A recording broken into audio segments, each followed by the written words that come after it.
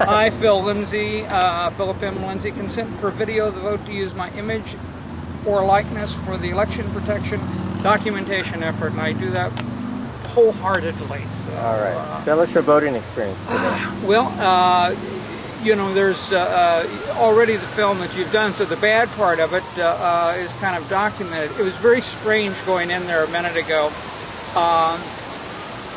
because the first guy sitting in the chair is the one who made the phone call, and he's just all smiles, good afternoon, and so on, and, you know, it's like maybe somebody suggested he be friendly. But he, there were two who testified, and both of them are up there today. And I guess, you know, whenever you go someplace, you can't help but notice something occasionally. And the guy who had threatened me in August was wearing a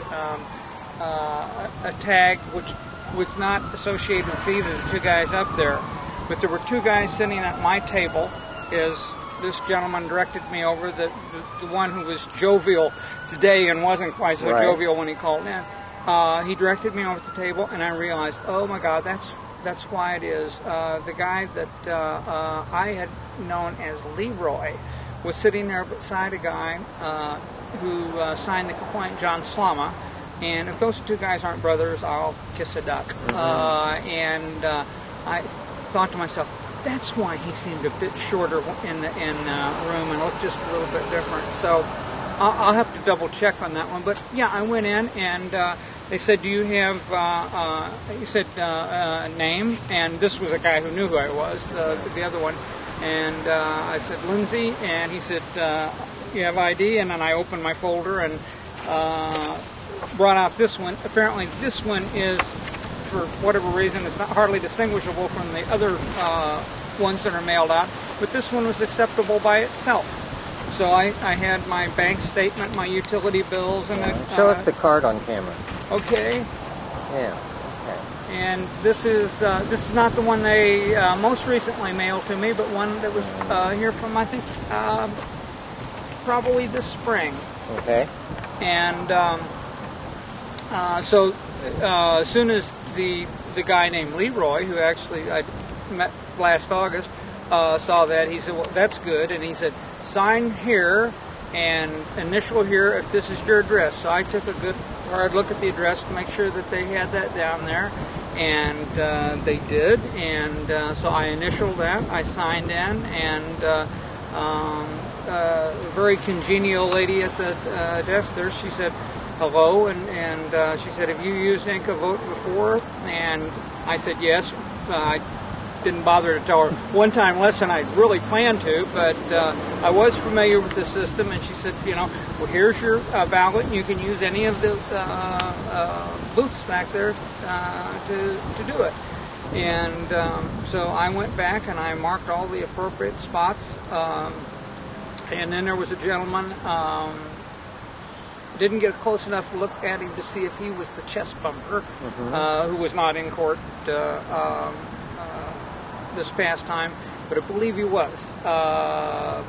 Have to look at him again, but he was quite nice, and he said, did you have any write-ins? And I said, no, I had no write-ins. And he said, well, then just put it in this slot here, and if the light turns green, then that means you voted. Which, in a way, given what Show Me the Vote was started about to begin with, is kind of, you know, paradoxical and kind of funny. But the fact that I got to vote this time without being arrested or pummeled or anything else was a sheer pleasure. And no photo ID required? No photo ID. They didn't ask for it. I listened in the background as they were asking a few people walking in, you know, do you have your ID and so on.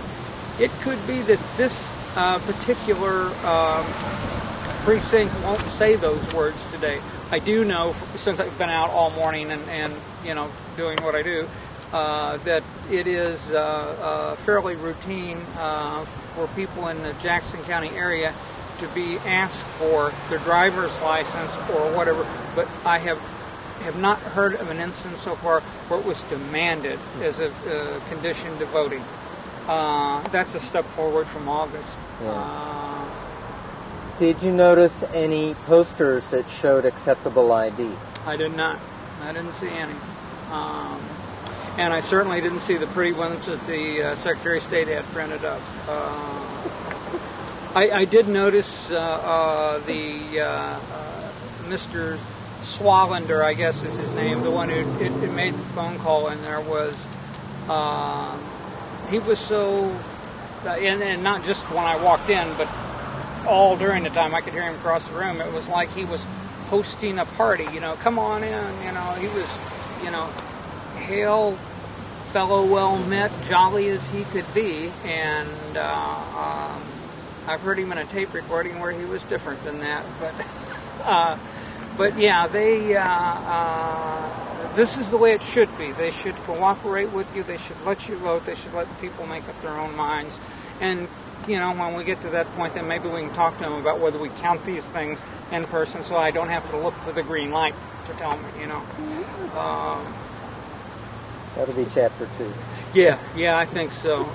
It is, I guess, not lost on me that they could have picked any two colors, red and green, but the green light means that you just voted, and it just went beep, and it might as well be Wally, the cartoon character as far as that goes, but was able to vote, and it took a surprisingly short period of time doing this, too.